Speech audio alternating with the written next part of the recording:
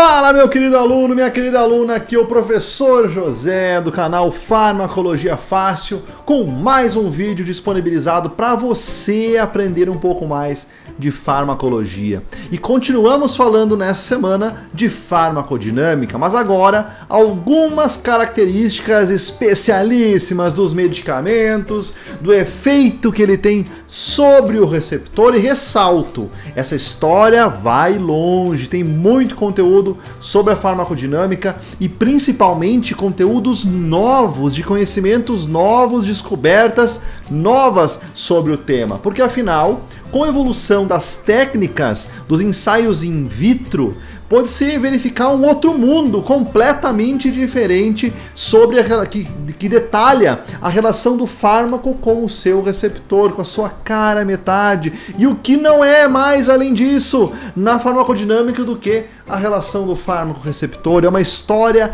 de amor, literalmente, que resulta no efeito no nosso organismo. E é isso que nós vamos falar hoje. É isso que nós vamos falar nesse vídeo sobre a farmacodinâmica. Inclusive vamos falar de receptores, isso mesmo, e da relação então entre ser um agonista ou antagonista do seu receptor. Gostou da ideia? Então vem comigo para mais um vídeo aqui do nosso canal.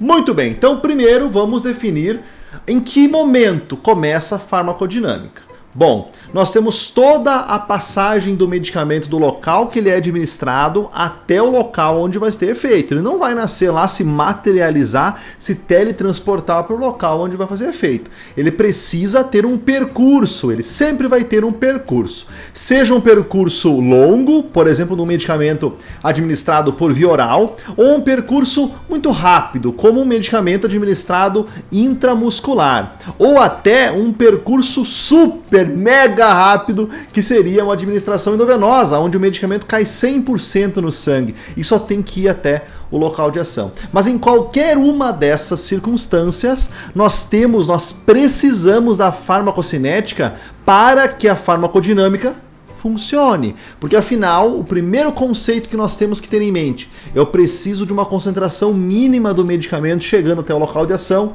para ativar o mínimo de receptores para ter o mínimo de efeito. Pegaram? Então vamos lá. A história da farmacodinâmica, ela foi evoluindo, ela foi sendo construída como um quebra-cabeça e chegamos até hoje com os conceitos que nesse momento são aceitos pela comunidade científica. Mas não quer dizer que daqui 5, 10 anos um novo pesquisador, um outro pesquisador descubra algo diferente que mude completamente o que nós conhecemos hoje sobre a teoria dos fármacos com os seus receptores. Então a primeira pergunta que nós vamos responder nessa aula é exatamente isso. Qual poderia ser o mecanismo pela qual uma droga faz efeito? Uma droga, né, seja ela um fármaco ou uma toxina. Bom, primeiro nós temos uma teoria de Isidore Troib que é sobre as propriedades tensoativas. Ele acreditava que os medicamentos faziam efeito a partir das suas propriedades tensoativas. Já Walter Straub, ele dizia que o efeito refletia o ingresso da droga dentro da célula. Muito bem, então nós temos ali dois conceitos. Um que falava das propriedades tensoativas da molécula do medicamento e o outro que dizia que para ter efeito, o medicamento precisava ingressar dentro da célula.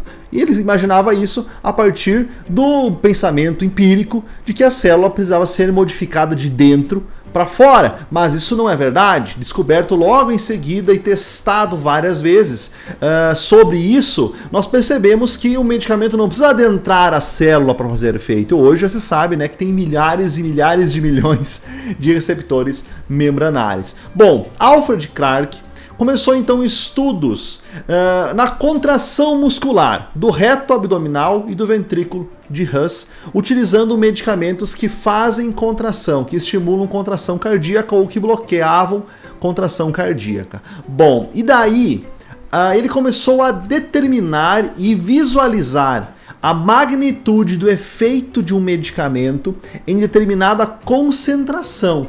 E aí ele começou a criar as teorias que hoje Claro, tem novas teorias? Tem, mas que são algumas das teorias de Clarke ainda super bem aceitas na comunidade científica. Show? Então esse primeiro gráfico aqui, ó, deixa eu aproximar aqui para vocês. Ele mostra a contração cardíaca, a contração do tecido muscular e a concentração de acetilcolina.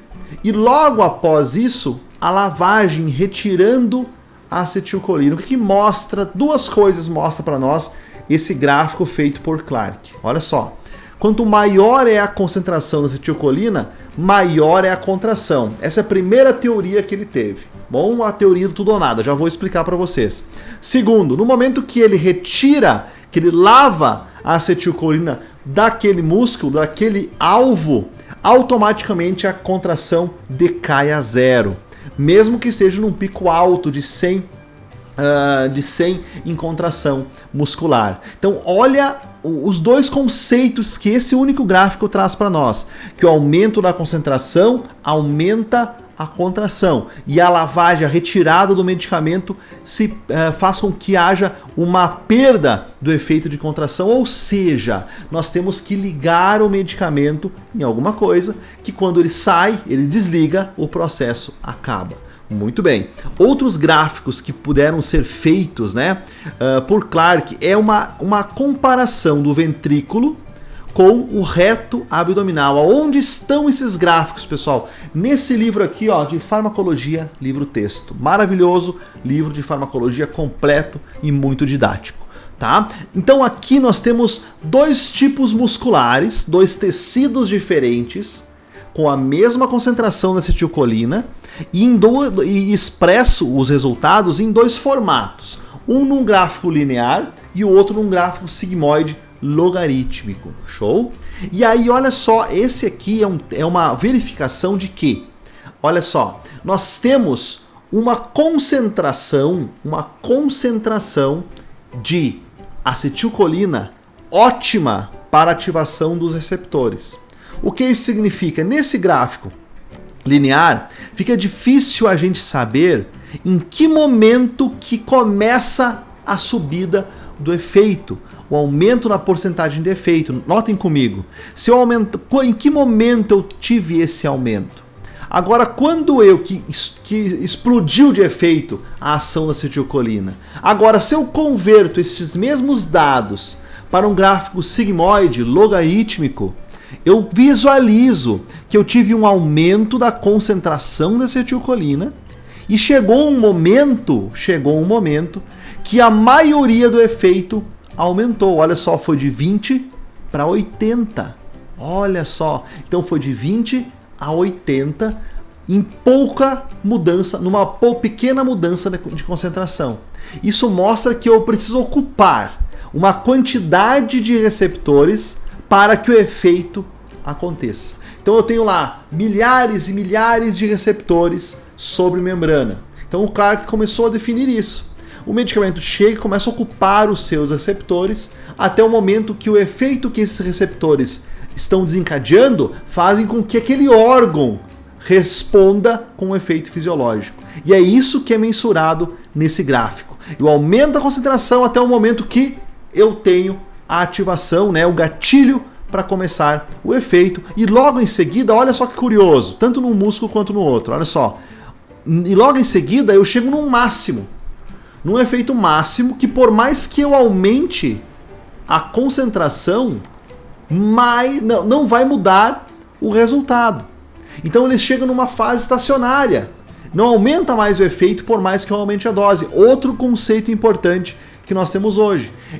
Diversos fármacos, eles chegam até um máximo de efeito, e isso não é proporcional mais ao aumento da dose. Eu posso aumentar a dose em quantas vezes eu quiser, que não vai mudar o efeito do medicamento. Bom, então com esses estudos, né, Alfred Clarke, ele criou então um novo conceito, né? Então o que é isso? Ele falou então que a magnitude do efeito é proporcional ao receptor, ao número de receptores ocupados. Então ele acreditava que eu só precisava ligar o fármaco com o seu receptor que o efeito ele era tudo ou nada. O efeito era tudo ou nada, ou seja, ou ativa 100% ou não ativa. Então, se ele ligasse, ele ia ativar 100% e ele só precisava de quantidade de ocupação para que a resposta acontecesse. Sendo assim, ele entendeu que havia ligação entre um fármaco e o seu receptor e que existia uma lei chamada de lei da ação das massas, que era aplicada às reações químicas, né? Que era o equilíbrio, a fase estacionária de uma reação química. A mesma velocidade de dissociação e de associação acontece quando está na fase estacionária. Ou seja, aconteceu a reação, eu tenho a possibilidade de continuar com ela acontecendo, a velocidade para que ela acontecesse era a mesma velocidade para que ela voltasse ao estado normal. E a lei de ação das massas tem muito a ver com a constante de associação e dissociação. Então ele falava assim, bom, se eu preciso ligar um medicamento, o Clark, né, o Alfred Clark, se eu preciso ligar um medicamento no receptor, se ele é tudo ou nada, ele liga, ativa ou não ativa, e eu preciso da quantidade mínima para ligar, eu tenho forças contrárias à ligação desse medicamento com o receptor. Então eu tenho forças de dissociação do fármaco com o seu receptor, mas ao mesmo tempo eu tenho forças de associação. Então, ele pensou, é a equação de lei das massas, da lei de ação das massas, que é de 1864, né, de Gilbert e Vag, se aplica isso, se aplica o conceito fármaco-receptor.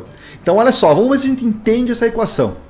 Ó, K mais 1 é a constante de associação, então é o potencial dessas duas estruturas aqui, ó, que é a concentração do fármaco e a quantidade do receptor, a velocidade com que eles vão se ligar, é a constante de associação. Show? K mais 1. E aqui eu tenho a concentração do fármaco livre e do receptor dissociado, receptor sem ligação. Muito bem, é igual à constante de desassociação, de dissociação, que está então envolvendo a ligação do fármaco com o receptor. Então no momento que... E é igual, o conceito de associação e dissociação é proporcional. Eu tenho a mesma força que eu faço para ligar as duas substâncias, eu faço para desligar. Agora, eu posso ter forças externas que vão acelerar um processo ou desacelerar o outro, tá? E na fase estacionária, então, nós temos um limitador, né? E Clark acreditava nisso, né? Que eu tenho quantidades finitas de um dos componentes dessa fórmula. Eu não tenho como ter para sempre, infinitamente, a concentração de um deles. O fármaco eu tenho, se eu administrar ele em mais quantidade, ele vai ter sempre mais. Agora eu tenho os receptores, que eu não tenho como ter mais receptores, eu tenho um valor máximo. Então, pensando nisso, ele agregou a essa conta, né? Foi agregado a essa equação, essa diferença de um dos componentes que é do receptor. Olha só, então aqui eu tenho receptores totais. Todos os receptores que são alvo de um medicamento é igual à quantidade de receptores sozinhos, livres, e a quantidade ligada. Outro conceito que era trazido na época era de que a quantidade ligada, o DR aqui, ó, entre colchetes, né, não influenciava na capacidade de ligação com a porção livre dos receptores. Então um não influenciava no outro. Então essa era a proporção. Os receptores totais eram iguais, e isso é verdade, né? Se eu somar todos os receptores livres, mais aqueles receptores que estão ligados com o fármaco, serão, né, será o total. Os receptores totais. Modificando essa equação, olha só, tirando o R, colocando para cá e puxando o RT para cá, eu tenho a concentração de receptores livres é igual à concentração de receptores totais menos a concentração de receptores ligados. Isso é óbvio. Só que assim, isolando a concentração de R, eu consigo substituir na fórmula acima. Então eu junto o conceito de receptores ligados e livres com a equação de ação das massas. E aí eu encontro essa equação aqui, ó, só substituir. Peguei a equação de Ka, né, a constante de associação, e coloquei então, e substituí o R por essa equação, RT menos DR. E ficou assim então, é a concentração do medicamento igual a concentração do medicamento, do fármaco com o receptor ligado, dividido pelos receptores totais e a quantidade de receptores, menos a quantidade de receptores ligados. Show? Então esses são os conceitos das equações de lei de ação das massas e como que é agregado essa teoria à relação entre receptores livres e ligados ao medicamento. Show? Então, pessoal, esses dois conceitos de receptores, que os receptores têm uma quantidade finita e de que a magnitude do efeito do medicamento é proporcional ao receptor ocupado, se perdurou por muito tempo. Além disso, Alfred Clark dizia que realmente, o receptor farmacológico funciona de forma como tudo ou nada, Ou ele ativa e faz todo o efeito, ou ele não faz nada. E que os receptores livres não produzem efeito nenhum, não vão repercutir no efeito final, eles estão lá paradinhos. E o receptor ocupado produz o efeito que ele é capaz de fazer, ele não tem como ter mais ou menos efeito. Aí eu peço para vocês, será que aquele receptor que está desocupado lá, sem a ligação do medicamento, será que ele realmente não faz nenhum efeito no organismo? Será que ele não faz nenhum efeito? Bom, a gente viu na equação anterior de que só dá certo para o efeito no organismo, essa equação, se realmente o receptor livre não tiver nenhum efeito dele acontecendo. Mas por que eu tenho um receptor dissociado no medicamento no meu organismo? Ou melhor, por que eu tenho, vamos pensar que é uma proteína de membrana, uma proteína lá membranar, da membrana plasmática. E essa proteína é o alvo do medicamento, é o receptor. Por que ela existe? Ela só existe para o medicamento? Porque se fosse assim, o efeito ela é em função da ligação do medicamento com o seu receptor, uma questão de concentração apenas, como está aqui nessa fórmula. Efeito igual a função da concentração do medicamento ligado ao receptor. Mas não pode, pessoal? Imaginem só, como que um receptor, uma proteína que está no meu organismo, mas que não está ligada a nenhum medicamento é inútil, não serve para nada, não tem nenhum efeito. Isso não existe. Então Stephenson, ele descobriu isso, provou isso, utilizando diferentes medicamentos, diferentes estruturas derivadas de uma mesma molécula, melhor dizendo. Isso aqui nessa estrutura aqui. Então olha só, o mesmo medicamento TMA, mesma substância chamada de TMA, só que com radicais diferentes, com estruturas diferentes, butil, etil e octil, apresentaram resultados totalmente diferentes no mesmo tecido e no mesmo conjunto de receptores. A única coisa que mudou é uma perninha da molécula do medicamento. Bom, mas então, se o receptor é tudo ou nada, como que ele respondeu tão diferente mudando apenas uma estrutura daquela molécula? Então, realmente, nós temos afinidades diferentes para um mesmo receptor. Aí começou a se explicar, não é só ligar para fazer efeito. Assim eu explico, por exemplo, a ação dos antagonistas. Nós já vamos chegar no conceito de agonista e antagonista. Mas o antagonista ele não resulta em efeito no organismo. Então, ele vai se ligar. Só que o efeito não acontece. Não tem o aumento de um processo no meu organismo. Simplesmente eu não ativei aquele receptor. Ou o agonista total em comparação ao agonista parcial. Ele ativa o receptor, mas não com a mesma potência do que um agonista total parcial. Então também ele vai ativar o receptor de formas diferentes. Então essas teorias de Clark elas estavam perfeitas para chegar nesse conceito de que era tudo ou nada. Então hoje se sabe que tudo bem, eu preciso de uma concentração mínima. Isso nós vamos fechar agora o nosso conhecimento, tá? E nós precisamos de uma concentração mínima para ativar um receptor. Mas não é só isso, não é concentração de fármaco, como essa mostra na fórmula anterior, Não é apenas a concentração do fármaco e a concentração de receptores que influencia, e sim como que haverá a ligação. Qual é a afinidade do medicamento, na estrutura do medicamento com aquele receptor. E mais tarde também foi estipulado as conformações daquele receptor. Então olha só, a teoria antiga era fármaco liga com receptor, é tudo ou nada. É isso, não tem conformações diferentes do receptor e não tem estruturas diferenciadas do medicamento que possam aumentar ou diminuir a afinidade. Era assim. Hoje nós continuamos tendo, concentração do medicamento precisa ser ideal e eu preciso ter uma concentração mínima de receptor. Beleza, mas além disso, eu preciso ter o receptor na conformação correta para ser ativado ou disponível para ser ativado e eu preciso ter uma molécula do medicamento que tenha afinidade correta com aquele receptor para desempenhar a sua função. Não adianta ele ligar se ele liga e não faz nada.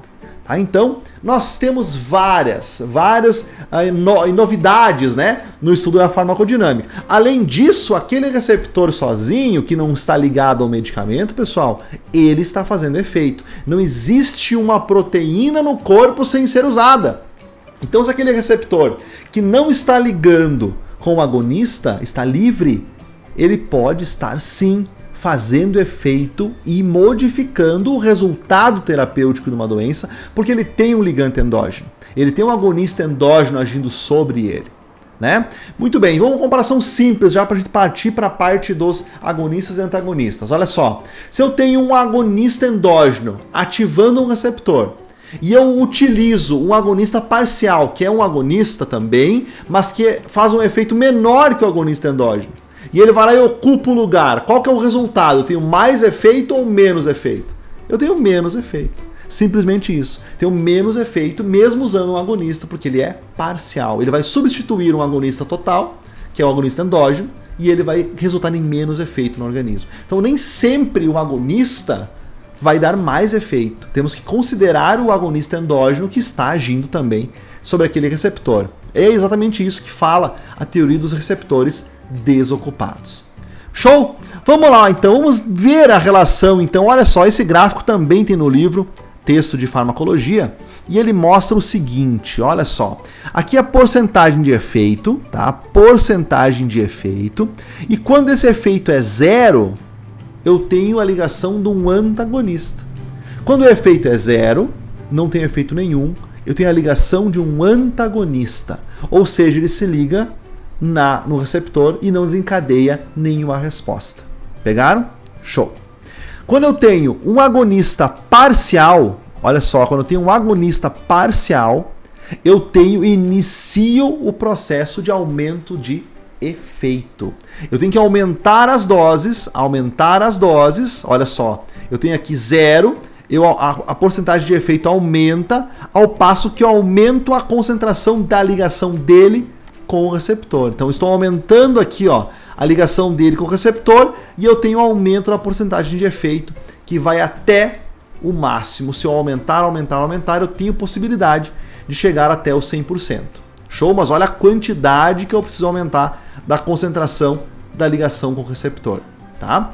E o agonista pleno? Eu tenho aqui, olha só, o pequeno aumento dessa ligação dele com o receptor já ativa 100%. Notem a diferença. Aqui eu tenho então um pequeno aumento, já ativo 100% do efeito rapidamente com o agonista pleno, ou seja, um agonista total. Esse eu posso considerar que é tudo ou nada. Muito bem. Agora, vamos notar que tem um agonista aqui diferentão dos outros. É o agonista inverso.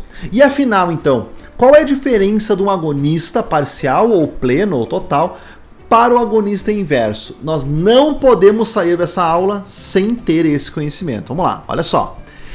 Isso vem em direção ao conhecimento de que um receptor tem, na maioria das vezes, um efeito basal. Sem nenhum agonista, sem nenhuma substância ligando nele, ele tem o seu efeito basal. Um exemplo disso é o receptor GABA, que é esse aqui que eu fiz aqui com massinha de modelar.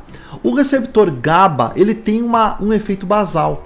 Quando eu ativo ele com agonista pleno ou parcial, eu tenho um aumento do processo sedativo, tá? Porque eu aumentei o resultado da ativação desse receptor.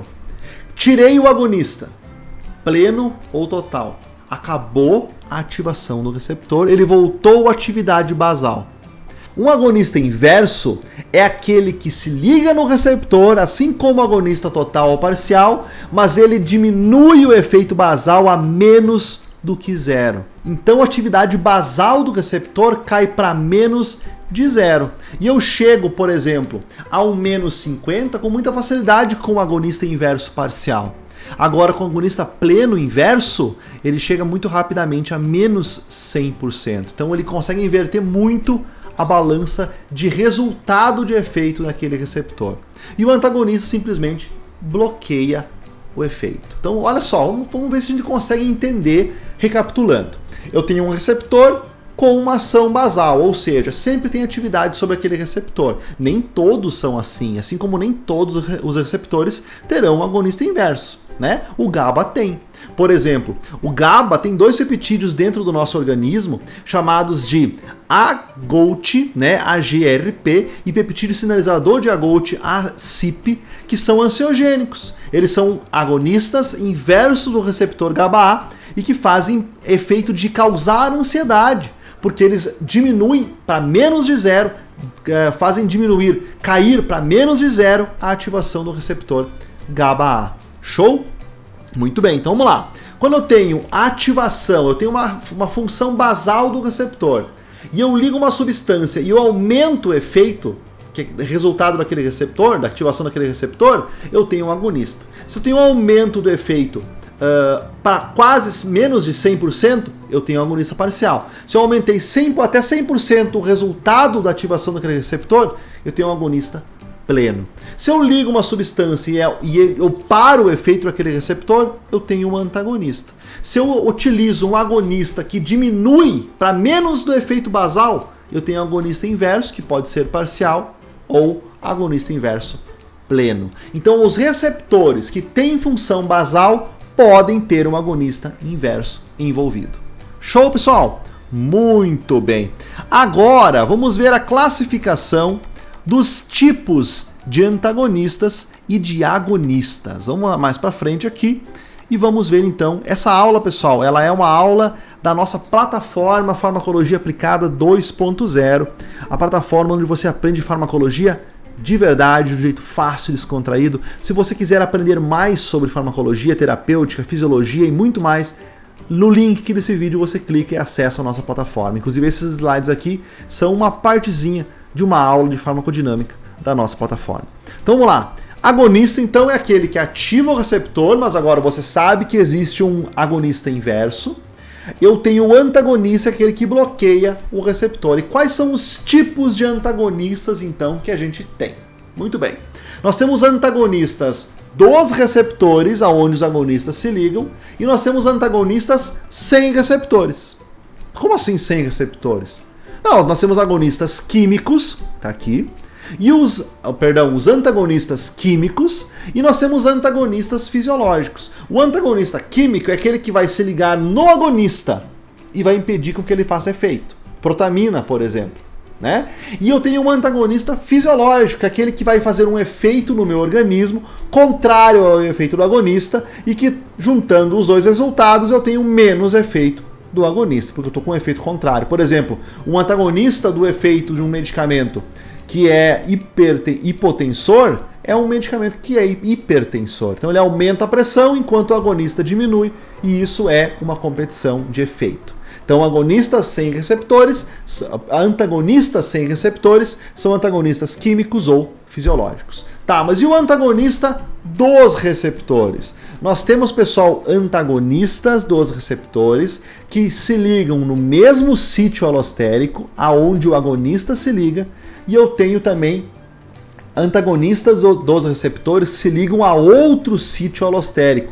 Ligação alostérica, outro sítio ativo, numa ligação alostérica.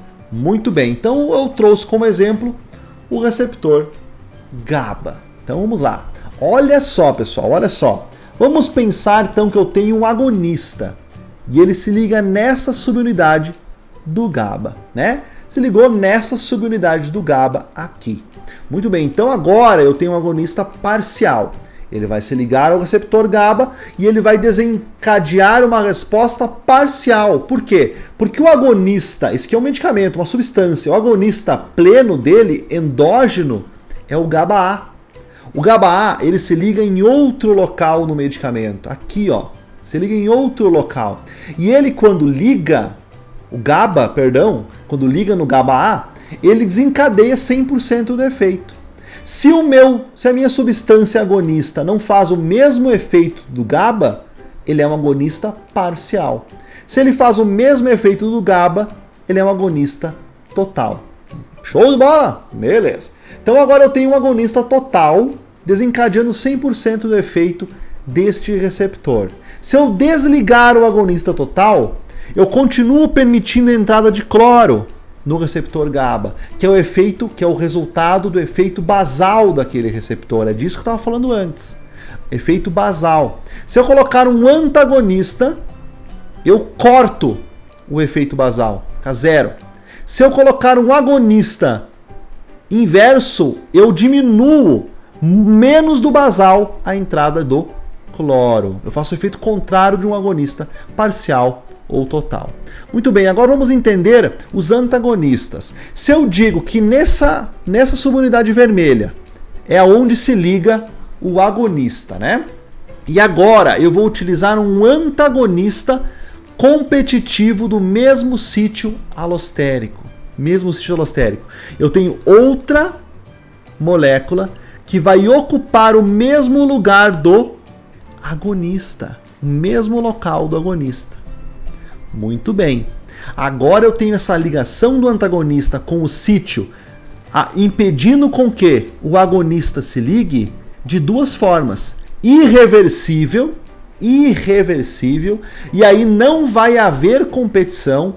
Então é uma ligação de mesmo sítio-alvo sem competição, não competitivo. Por quê, pessoal? Porque é irreversível, nunca mais vai se desligar. Essa proteína terá que ser degradada e refeita para que o agonista possa se ligar. Ou eu tenho uma ligação reversível, e aí eu preciso que o agonista consiga deslocar o antagonista, que é a primeira setinha ali, ligação ao sítio ativo, reversível, antagonista competitivo. Esse antagonista competitivo, ele pode ser deslocado. É só eu aumentar a concentração do meu ligante, do meu agonista. Eu aumento a concentração, eu tenho a mesma quantidade de receptores. Eu aumentei a concentração do meu fármaco agonista em comparação ao meu antagonista. Ele vai aumentar a sua. Isso é um fator externo do coeficiente de associação ou dissociação. Então, a constante, né, de associação e dissociação. Eu agora, aumentando a concentração do agonista, vou usar a lei da ação das massas. Aumentei a concentração do meu agonista, eu tenho a capacidade de deslocar o antagonista, que tem menos concentração que esse agonista em torno desse receptor. Então eu consigo deslocar o antagonista quando ele é competitivo e reversível. Show?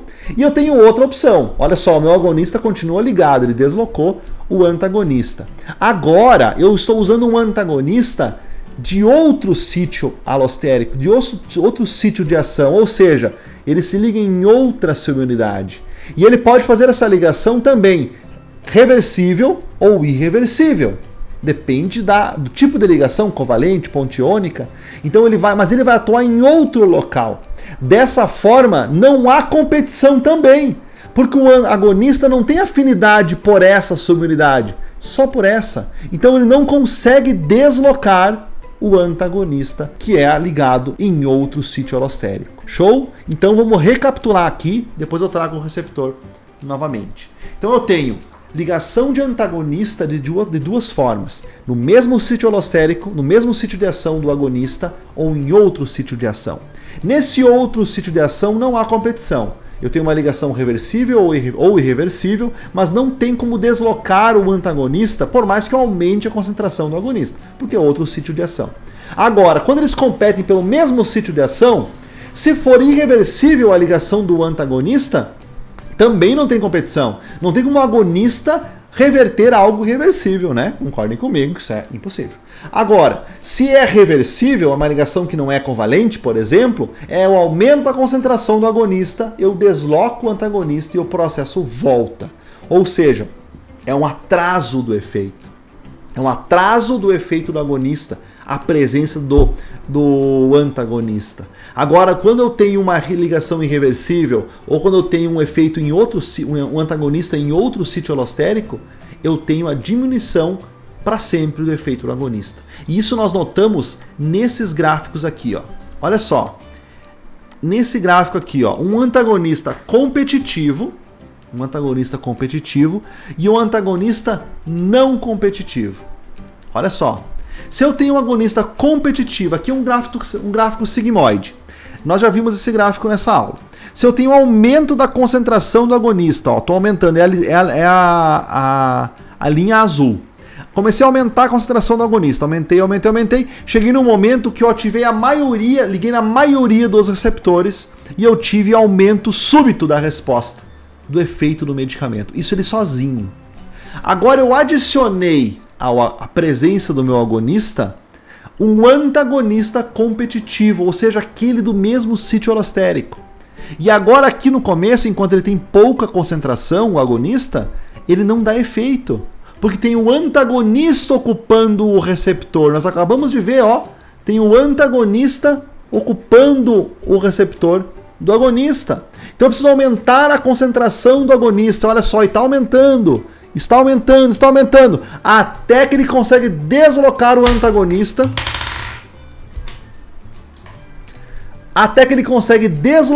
antagonista. E o efeito do agonista acontece. Então olha só, eu puxei o meu gráfico para a direita. Por que isso? Por que minha curva sigmoide foi para a direita? Porque eu atrasei o ligar dos receptores. Porque lá estava um antagonista que precisou de mais tempo para ter mais concentração do agonista, para deslocar ele e o efeito acontecer. Agora, se eu uso um antagonista não competitivo, isso não tem como acontecer, porque o antagonista está em outro sítio, né? Olha só, ele está em outro sítio alostérico, em outro local. Deixa eu aproximar para vocês, ó. Ele está em outra subunidade do receptor. Então nunca esse agonista vai conseguir deslocar o antagonista, nunca, porque ele não tem afinidade por essa subunidade. Então o efeito dele sempre vai ser menor. E é isso que a gente nota no gráfico. O efeito do agonista isolado nunca vai ser alcançado no agonista junto com o antagonista não competitivo. Porque ele não vai conseguir chegar no efeito máximo. Nunca. Porque não há competição, não tem como ele deslocar da sua subunidade.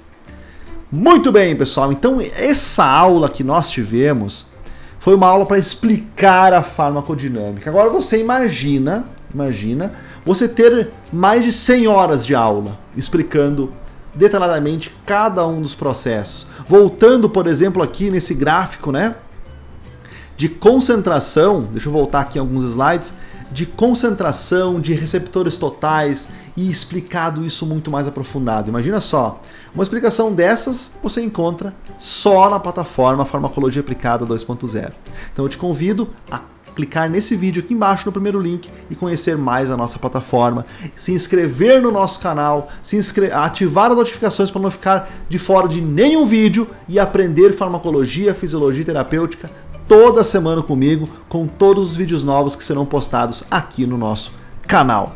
Até semana que vem e um grande beijo desse professor que adora estar aqui com você. Tchau, tchau!